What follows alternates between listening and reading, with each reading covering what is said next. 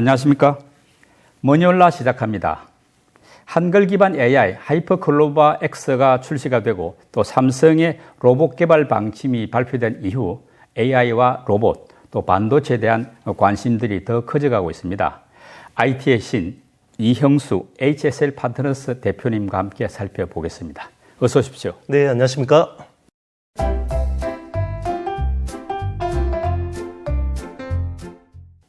6월에 출연하시고 딱 석 달 됐는데 그동안만 하더라도 IT 분야 변화들이 많이 컸죠? 네, 맞습니다. 일단은 AI 혁명이 굉장히 시장에 큰 영향을 줬고요. 네, 맞습니다. 근데 엔비디아가 정말 이 정도의 슈퍼 서프라이즈를 내는 것도 처음 봤고요. 그러니까 이 글로벌 탑 10 안에 들으는 이 정도의 큰 규모의 회사가 이 정도 서프라이즈 내는 건 좀 처음 봤어요. 네. 그래서 오늘 토론에 대한 관심도 있는 것 같고 기대도 큽니다.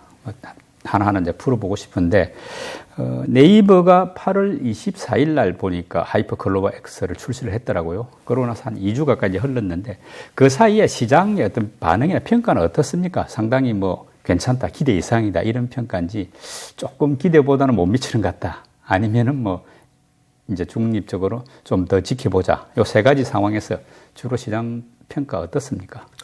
저는 이제 제가 생각하는 기준은 챗GPT 기반에서 비교해서 한 80% 정도의 성능만 나와도 꽤 괜찮은 거 아니냐라는 생각을 했었는데요. 그 이상은 나오는 것 같습니다. 그리고 이 쇼핑이나 이런 비즈니스 모델적인 측면에서는 굉장히 디테일해요. 오히려 이제 해외 빅테크들 대비해서는 그런 방향성이나 이런 부분에서는 좀 높은 점수를 줄 수 있지 않나라는 생각을 합니다.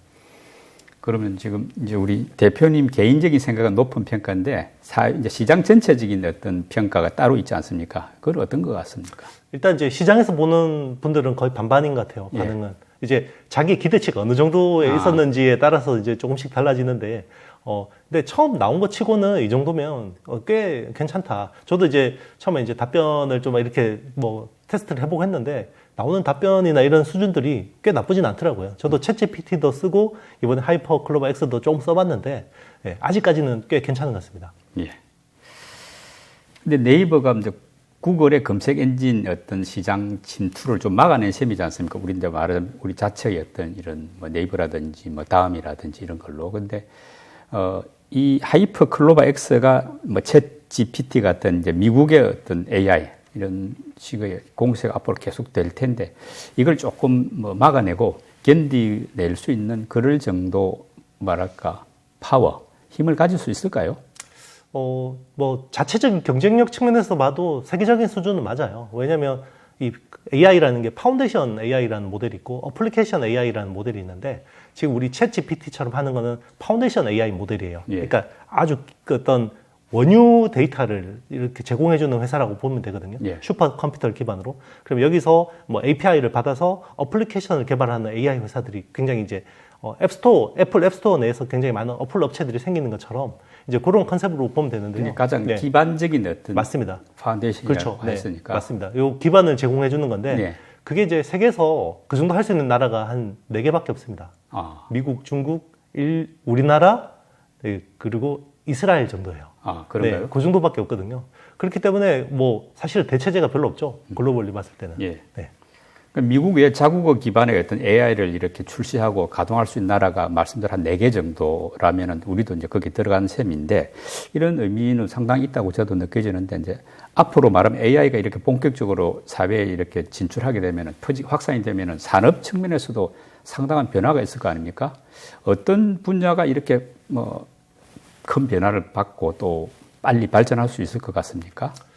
저는 이제 개인적으로 AI가 과거에 우리 전기나 통신처럼 그 기본 인프라화 될 거라고 생각합니다. 그러니까 우리 불과 2000년대 초반만 해도 모든 디바이스에 통신이 되지는 않았잖아요. 그래서 MP3 플레이어나 PMP 같은 것들을 데이터를 받으려면 유선 케이블을 꽂아서 하는데 지금은 모든 디바이스가 통신이 되고 심지어 이어폰도 통신이 되잖아요.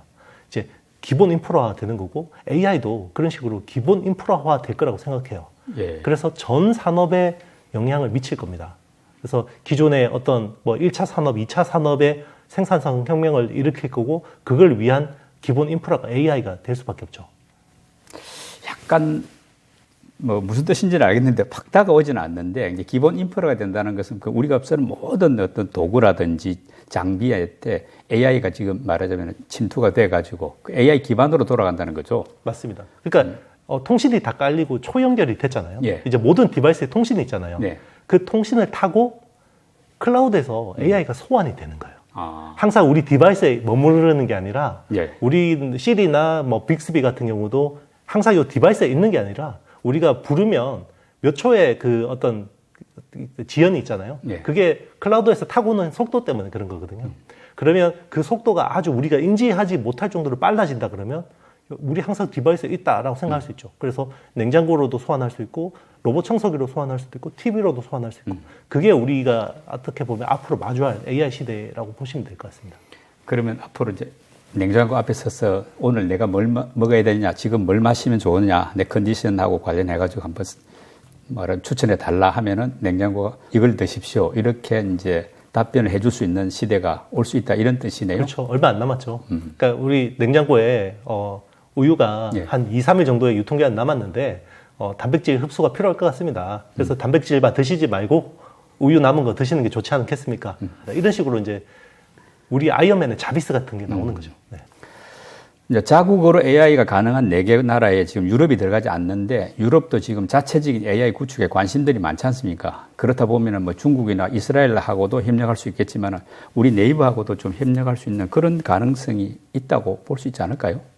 지금은 정치의 시대잖아요. 이제 우리 지경학의 시대이기 때문에 어떻게 보면 유럽 입장에서 굉장히 편하게 어떤 파트너십을 맺기 좋은 나라가 딱 우리나라거든요.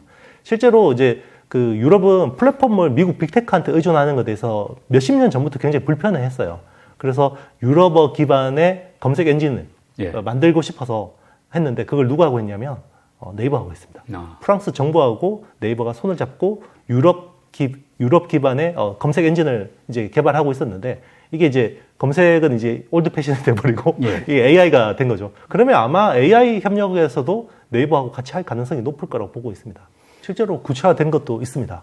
예를 들면 이번에 우크라이나 재건 사업에 우리나라 정부가 약간 실링이라고 하죠. 이렇게 두루뭉술하게 이 정도 규모 될 거다라고 한 것 중에 제가 좀 주목해서 본 그 아이템이 하나 있는데 우크라이나 기반으로 생성형 AI 공동 개발 건이 있더라고요. 네. 그게 누가 하냐면 네이버가 합니다.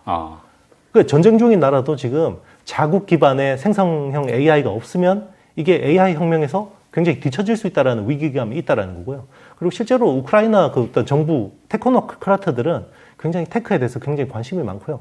그리고 AI의 힘을 이렇게 몸소 느낄 수 있는 나라가 전쟁 중인 우크라이나하고 러시아 말고는 어디가 있을까 싶어요. 진짜. 우리 전쟁을 해보면 더 실감할 수 있겠네요. 맞습니다. 이게 성능이 정말 이렇게 얼마나 좋은지 체감되잖아요. 네.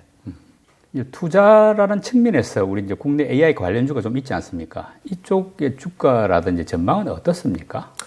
이번 AI 어떤 사이클로 인해서 국내 주식에서는 가장 핫했던 게 어드밴스드 패키징이라는 반도체 첨단 후공정이에요. 왜냐하면 지금 그 A100이라는 칩, H100이라는 칩이 기본적으로 요 AI 어떤 서버를 만들기 위해서 필요한데 이거 TSMC 파운드리를 쓰거든요. 근데 TSMC 파운드리가 지금 절대적으로 공급 부족이에요. 그쪽 그 선단 공정은. 근데 통상적으로 보면 어떤 그 쇼티지라는 게 우리 전공정, 그 웨이퍼에서 부족해서 그런 경우가 되게 많은데 이번엔 굉장히 특이하게 후공정, 이 코어스라고 하는데요. 칩온, 웨이퍼온, 서브스트레이트라는 그 캐파가 부족해요. 그래서 지금 TSMC가 열심히 설비 투자하고 있습니다. 이제 3배 증설을 하고 있는데 그럼에도 불구하고 수요가 너무 폭발적이죠. 그래서 그걸 감당을 못하니까 이제 번호표 뽑고 기다리던 팹리스 업체들이 삼성으로 오는 거죠. 삼성이 혹시 해줄 수 있니? 그래서 이제 최근에 턴키 계약 이야기 이런 것들이 나오는 거죠. 자, 그렇다면 우리 투자자 입장에서는 그 AI 관련주 뭐 열심히 보고 있는데 현실적으로 좀 이런 빠르게 변하는 시대에 충분히 쫓아가면서 수익을 낼 수 있는 그런 우리 국내 기업이 어떤 쪽에 있습니까? 일단은 네이버 관련된 그 업체들을 보는 게 좋고요. 아직 네이버가 시세가 하나도 안 났잖아요. 그래서 뭐 네이버 자체가 저는 아직까지 뭐 매력적이라고 생각하고 있고요. 그리고 AI 반도체. 대한민국 하드웨어 나라잖아요.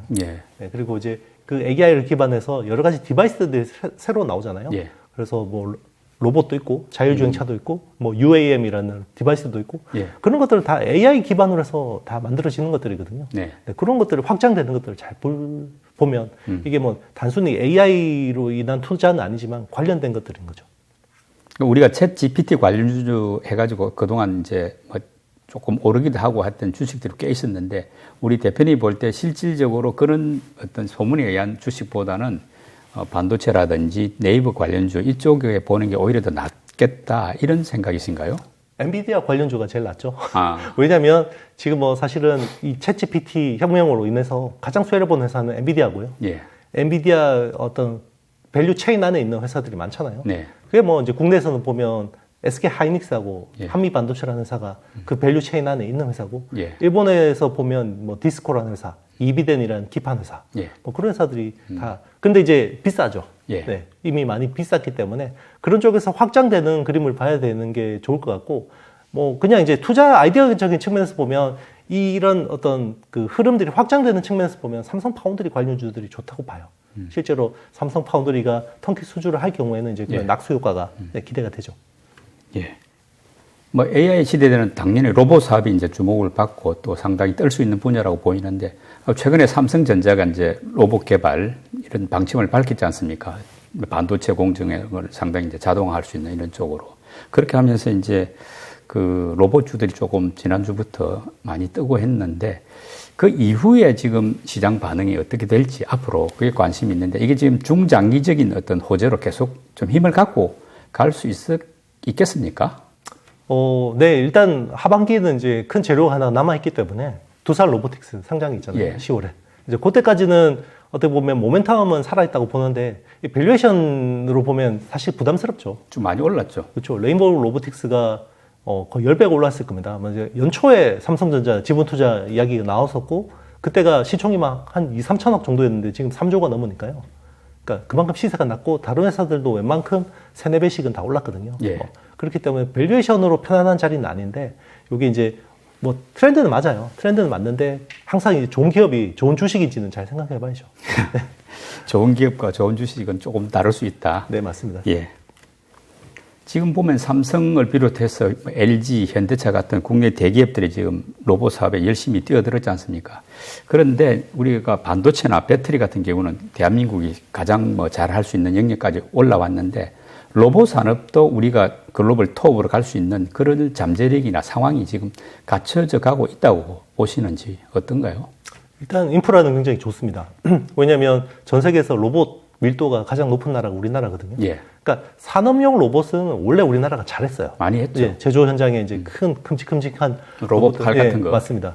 이제 그게 결국 이제 AI하고 소프트웨어하고 붙을 때 예. 이걸 잘해야 되거든요. 이제 그런 부분에서 이제 도전적인 과제들이 많이 남아 있는데, 그런 어떤 로봇의 기존의 로봇들은 뭐 그냥 단순 제조 현장에서 심플한 일들만 하는 건데, AI 로봇이 마주하는 것들은 굉장히 어떻게 보면 처음 직면하는 상황들이 많을 거란 말이죠. 예. 거기서 이제 인지를 하고 판단을 하고 제어를 해야 되는 게 되게 중요한 건데, 이제 그런 부분에서는 이제 앞으로 우리나라가 해결해야 될 과제들이 많죠. 근데 사실 뭐 로봇이라는 게 로봇만을 위한 뭐 어떤 제품들이 그렇게 많지 않아요. 부품들. 그러니까 어떤 의미냐면 로봇을 만들기 위해 거기에 해당되는 부품들을 만들진 않는다는 거죠. 그러니까 인지라는 부분 보면 카메라나 예. 레이더, 라이다 같은 것들을 만약에 쓴다 그러면 그런 것들이 로봇용 부품은 아니거든요. 자동차도 많이 맞습니다. 쓰죠. 예, 자동차나 스마트폰에 있던 부품들을 약간 개조해서 쓰고, 그죠? 뭐 로봇만을 위한 부품은 사실상 감속기, 네. 그 정도라고 봐야 되거든요.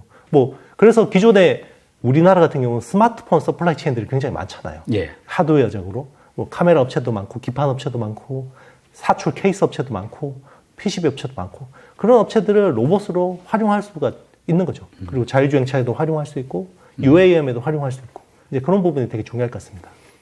사실 로봇 산업의 미래에 대해서는 뭐 의심하는 사람이 전혀 없다고 할 수 있는데 이제 단기적인 측면에서 로봇의 성장성이 과연 얼마나 있을 것인가 이게 조금 의문인데 어떻게 보십니까?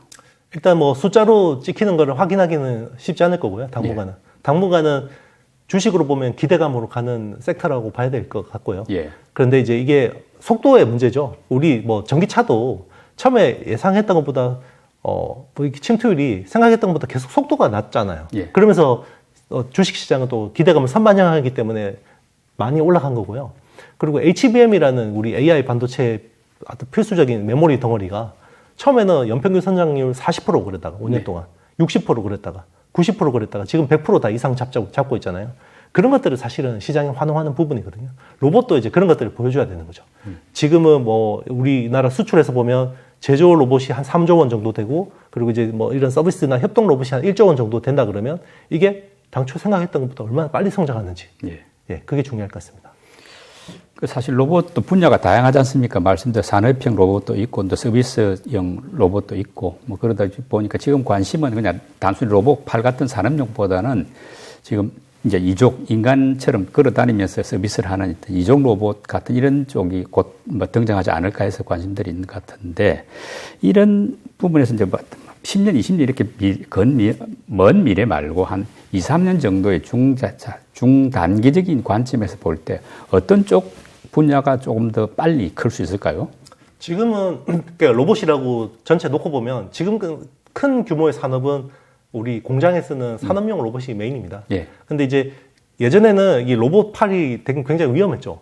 굉장히 크고 막 이게 또 억단이고 그러니까 사람이 주변에 가면 위험하니까 펜스 쳐놓고 이제 이렇게 일을 했는데 이게 생산성을 높이는 데 한계가 있더라는 거죠. 그래서 로봇하고 사람이 같이 일을 하는 컨셉으로 많이 바뀌었습니다. 그러면서 협동 로봇이라는 컨셉이 나왔고요.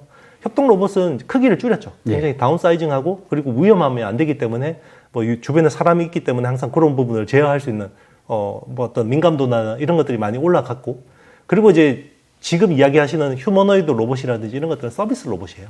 이제 집 가정 내에서 쓰든지 아니면 뭐 식당 같은 데서 뭐 서빙하기도 하고 그리고 뭐 병원 로봇도 있고 뭐 이런 여러 가지 전문 서비스를 제공하기도 하고 뭐 이런 것들인데 지금 성장성은 사실 관심은 서비스 로봇 쪽으로 보고 있죠. 왜냐하면 사람을 대체하는 쪽으로 많은 관심을 가지고 있는데 기존에는 공장에 있는 사람들을 대체하는 쪽에 많은 관심이 가졌고 그게 이제 제조용 로봇, 협동 로봇의 성장을 이끌었다 그러면 이제는 인건비가 너무 부담스럽잖아요. 인플레이션이 너무 계속해서 고초가 되다 보니까 이제는 그 기업들이 비용을 줄이지 않으면 생존하기 힘드니까 결국 그래서 이제 사람을 빼고 로봇을 대체하는 그런 게 결국은 서비스 로봇이거든요.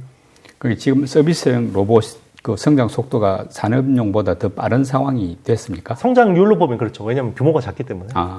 성장률은 그러니까 시장이 작기 때문에 그 속도로 성장할 수 있죠. 지금 사실은 실적이 굉장히 잘 나오는 산업용 로봇 주보다는 서비스 로봇을 하는 회사인데 실적은 엉망이라도 이런 회사를 훨씬 높은 멀티플을 주죠. 시장의 기대감은 결국 서비스 로봇 쪽으로 가 있는 거죠. 이제 로봇주도 많지 않습니까? 이제 투자를 하는 입장에서 이제 옥석 가리기를 좀 해야 되는데 단기적인 관점에서 자꾸 제가 단기적인 관점 자꾸 이야기합니다만은 너무 로봇 같은 경우는 장기 투자라는 부분에서는 조금 애매할 수 있으니까 단기적인 관점에서는 어떤 점을 좀 우리가 주의해야 될까요? 일단 지금은 사실 모멘텀으로 움직이는 시장이기 때문에 그러니까 그 섹터가 해당 섹터가 그렇기 때문에 일단 만약에 투자를 하신다 그러면 손절 잘할 수 있는 각오를 하시고 뭐 보통 모멘텀 투자하시는 분들은 트레이더 성향이신 분들이 많아요. 이제 트레이더의 어떤 가장 큰 미덕은 손절 잘하는 거거든요. 이제 그런 것들 잘 생각해서 투자를 하는 것도 좋고요. 약간 좀 수비적인, 약간 보수적인 어떤 이런 운용을 하시는 스타일이라 그러면 여기서 약간 좀 밸류는 상대적으로 좀 싼데 여기 좀 확장될 수 있는 모멘텀.